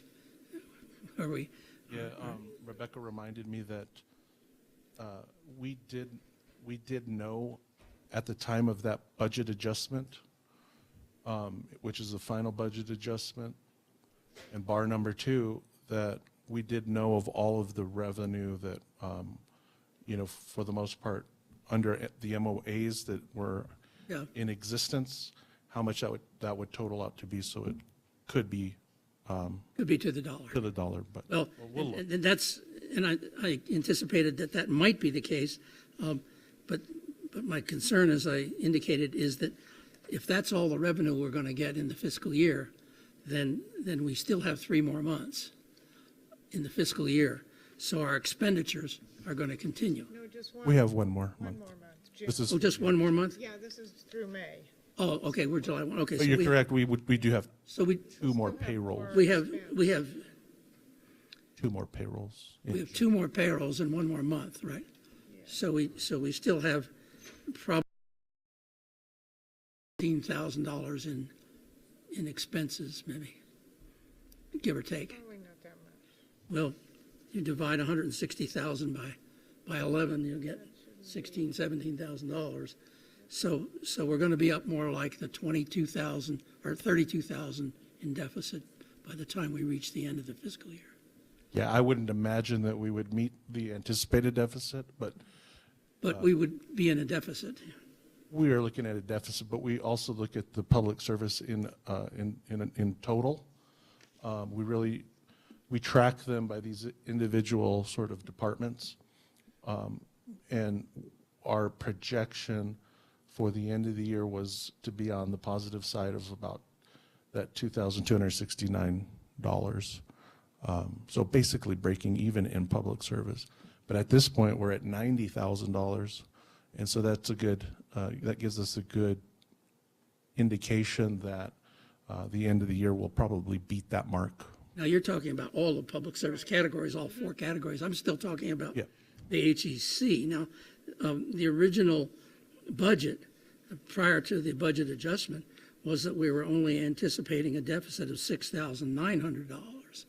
And then we did a budget adjustment, and that deficit went up to $52,000 from what we had originally budgeted in the FY and in what we originally anticipated. And it's fine that we're not going to hit that revised deficit, but I'm always concerned that when these red flags start to fly, that we pay attention to them. Yeah, absolutely. I think that, Madam Chair, Board Member Sullivan, that we did see over the last year, of course, Rebecca mentioned earlier that a couple of our partners did reduce and back out of participating in activities. But again, I mentioned to Rebecca earlier today that last year's state budget situation was very painful for most all higher education institutions. That was a large cause of that. And so I think that has something to do with it. The economy has turned around quite a bit. We're seeing that in our ING revenues, and we're seeing that in our state budget as well. So we hope to be able to watch this as a red flag and an indicator of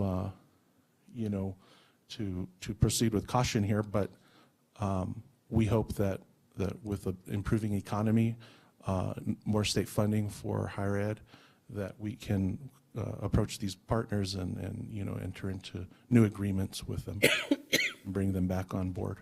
That's what we're looking at. Thank you. Anyone else? Okay, can we have a motion to approve the financial Madam report? Chair, I did have an answer for you on the literacy yes, volunteers. that we asked. It's a grant. They bill every 6 months. That's just the way it's been happening. And every 6 months, we invoice for payment, and we use, it's actually grant money that we use to provide staffing in adult education to help support adult education. And they work very closely with the literacy volunteers. So that was that receivable that Yeah. was 6 months or 5 months behind. That's correct. Yeah. Okay. And the other question was, do we lease space to them?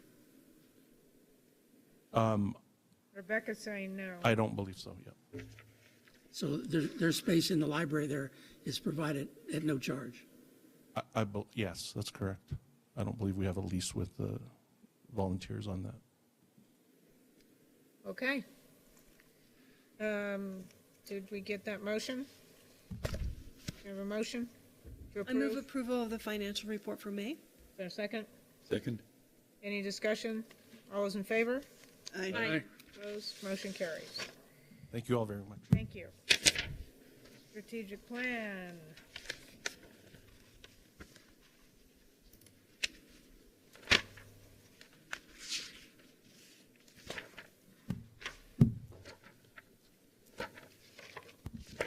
Madam Chair, members of the board, President Dr. Cervantes.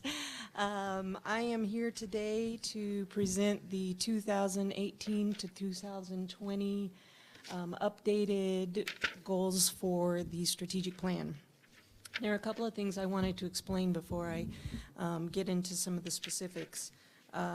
First of all, as most of you are probably aware, usually about this time of year we show up with some proposed updates to the strategic plan, but usually it's for a 1-year period. This year we're expanding for 2 years for several reasons. One is that we're confident that the planning culture at the college has grown in such a way that 2 years is an appropriate time frame for us to begin working. We're also making more of an effort to work with the budget cycle. It's complicated to go from summer to summer when our budget cycle is, happening in the middle of that time period. And so this will actually give us some time to work with the different committees that are going to be responsible for each of the short-term goals, to do some planning and to begin to prepare some budget requests for the next budget cycle, and then they would be able to implement that for the following year, assuming things were approved within the budget. So again, that's a first step to kind of align better with that process. And the other thing we're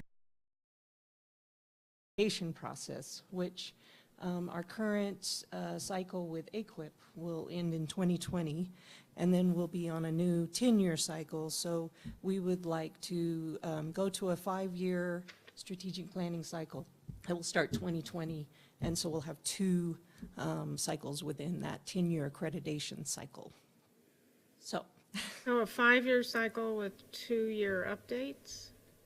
No, just the current strategic plan was originally intended for 2013 to 2018, so it was a 5-year strategic plan. The long-term goals that have been in the plan have remained consistent through the 5-year period. We're basically extending this cycle for 2 years so that then we can start back on track with the new AQUIP cycle. Not AQUIP anymore, you're right. What's it called now? So we just received the notice from the HLC that they will no longer have an AQUIP path. So I'm hoping to do a presentation in the August board meeting about the new options, but HLC will be closing their AQUIP cycle, and since we're so close to it, they're going to let us complete and finish this particular cycle of accreditation, and then they'll ask us to move either to an open pathway or a standard pathway. But I'll be happy to talk about that at the next board meeting. Okay. All right. So if you, the page that's there on the screen, you'll see that many of the short-term goals that are listed here are continuing on from the previous year. But there were some that we were able to complete, others that for various reasons were put aside. Able to add, I believe there's 7 new short-term goals on this sheet. I'd like to review those briefly, and then if you have questions, of course, about any of them, we can answer those. But I wanted to let you know, in particular, 1.1 is a new one, and this was, Dr. Cervantes mentioned earlier, some of the proposals that came out of the Enrollment Management Task Force were included within this update, and so this first one came out of that process. So it's 1.1, establish meta majors or guided pathways, and so this will be an effort to offer some programs that students can enter if they're not clear at the point that they're entering college on exactly what major they want to go into. They'll be, at this point, there's meta major areas where they can enter and begin to take classes within that area before defining what their future major will be. So it helps avoid taking a lot of unnecessary classwork and gets them moving on the right pathway. The next new one on the list is 1.3, address student wellness, which, as I'm sure everybody is aware, community colleges have to deal with a whole range of non-academic barriers to success. Our students are dealing with financial issues and family issues and just mental health issues, the whole range.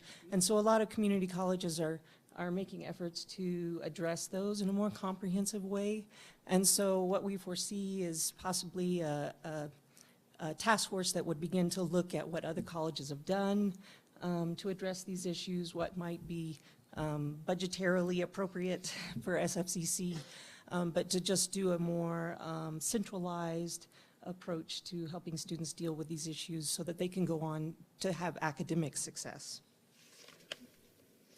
2.3 is another one that came out of the Enrollment Management Task Force, and that was really a recruitment goal to develop more weekend, evening, and online programming. This is an effort to be able to offer more programs to, say, working adults who are working regular office hours, and they need not just a specific class that's online or evening, but they need entire programs that they know they can complete within a certain time. And so again, we would put together a task force to begin to look at the possibilities for expanding those offerings here at SFCC. 3.1 was a proposal that was made by Staff Senate. to improve recruitment and retention through compensation.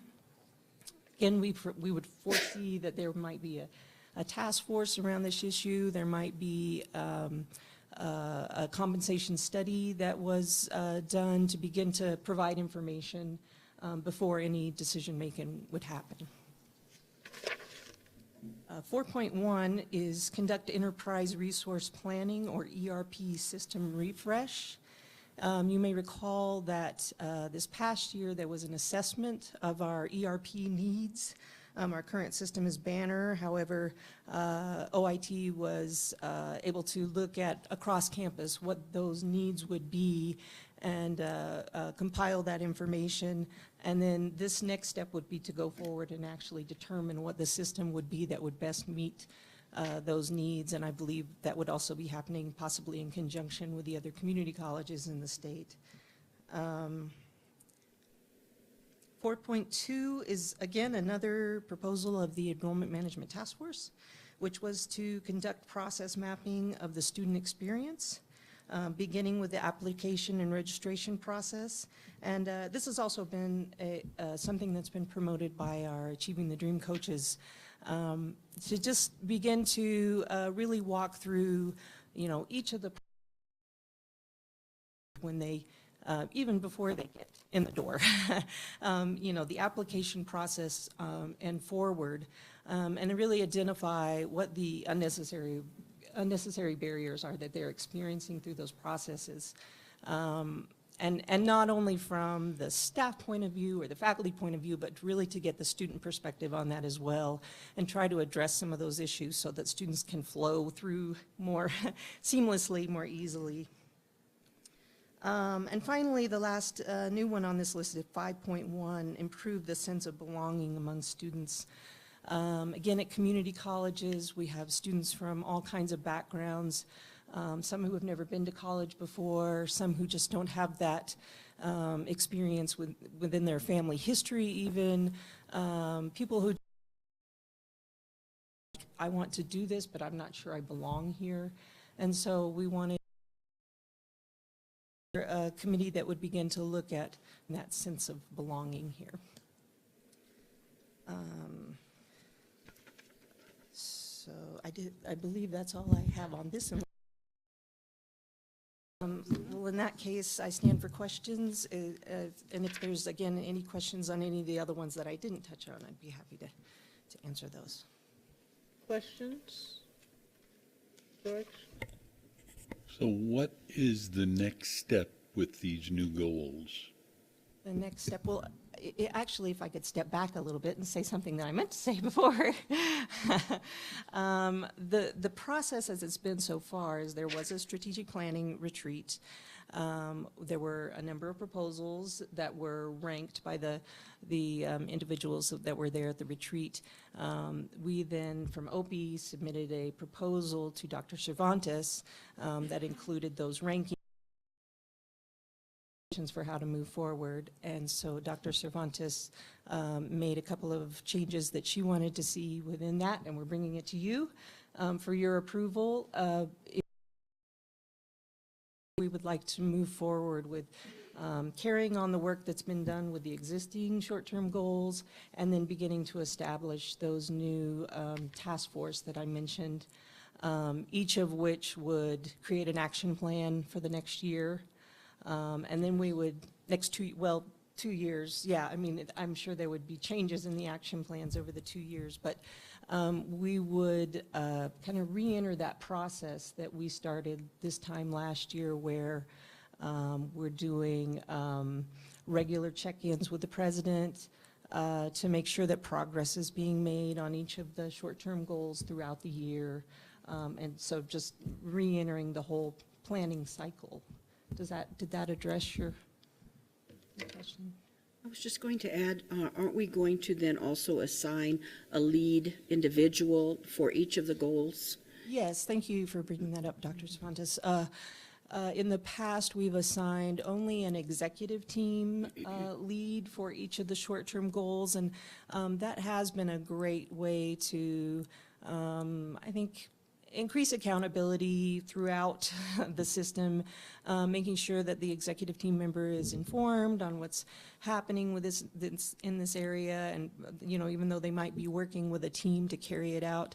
In this case, what we're looking at is something more like the OIT project charter process, project management process that they go through, where we would actually assign a lead that may or may not be from executive team, and an owner even of the process, the person that would end up owning the project throughout, once it's put into place. And so I think that kind of approach would help to involve more people, and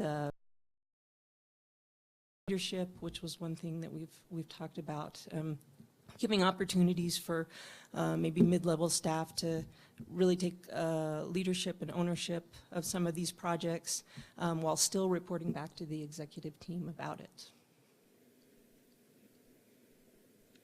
Linda? Yes. So somewhere in here you talk about the KPIs. Do you bring those to the board, and is that part of the action planning report to the board? Yes, Board Member Romero, I am expecting to bring that in August, once we've had a little bit more time to work with these and prepare not only the measure that we'll be using, the KPI, but also setting targets, setting those leads, and then we could bring the full presentation to you in August when we do the annual report for the previous year. Thank you.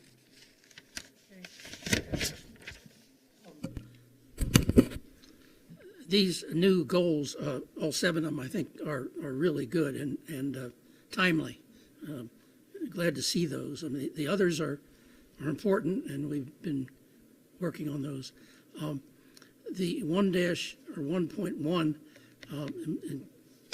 the pathways, including improving course scheduling, is something that I've been interested in.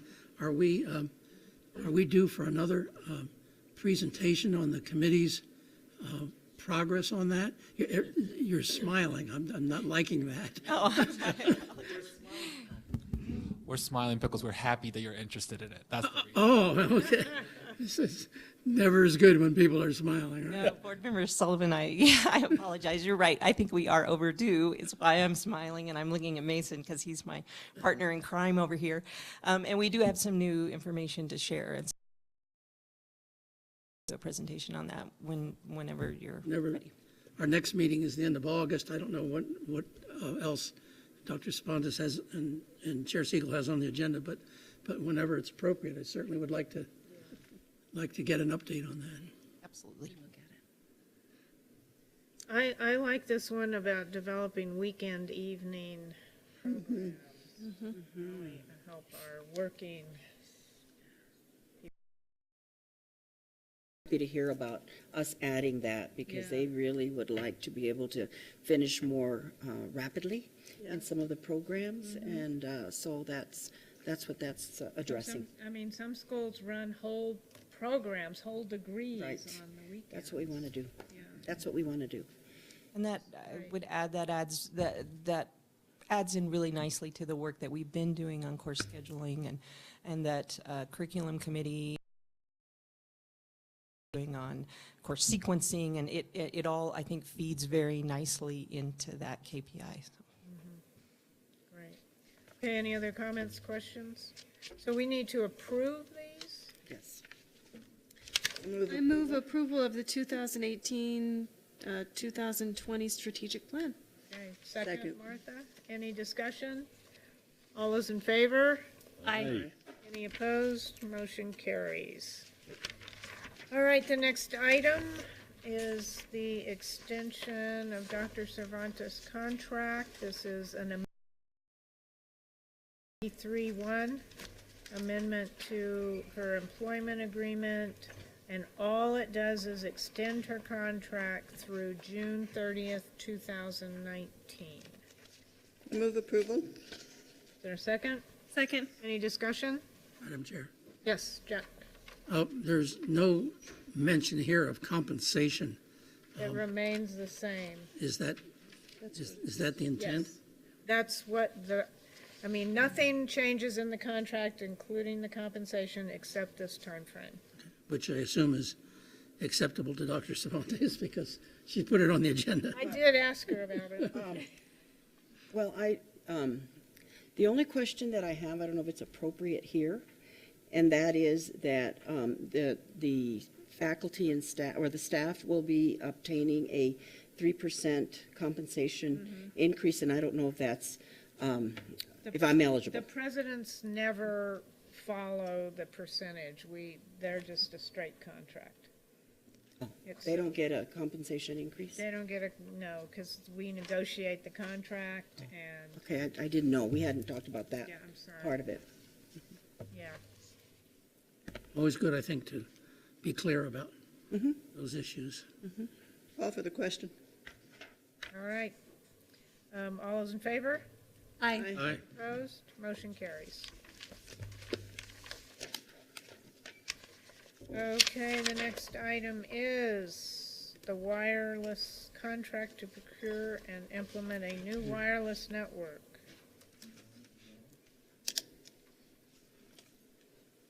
This is what. This must be a big project. Madam Chair, members of the board, President Cervantes, I would like to introduce David Keppel and Carrie Thompson. They are the behind the scenes team that keeps our environment running when it comes to the network. You'll see them here at 2 a.m. All day long, 8 to 5, and they're very high skilled, and we're lucky to have them managing the security and the traffic of our network here. So, John. Madam Chair, members of the board, President Cervantes. I just also want to compliment the team on their hard work and their diligence and their responsiveness in all the questions from procurement, from the purchasing end.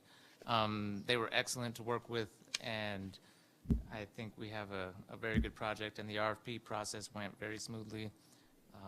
We had good candidates, and I think we've finalized our decision. So.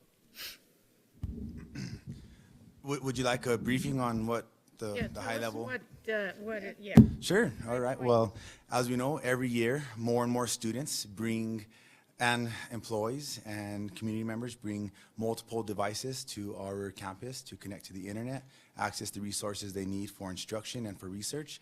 And the current wireless end of life and cannot handle modern demands of what the connectivity demands are for SFCC.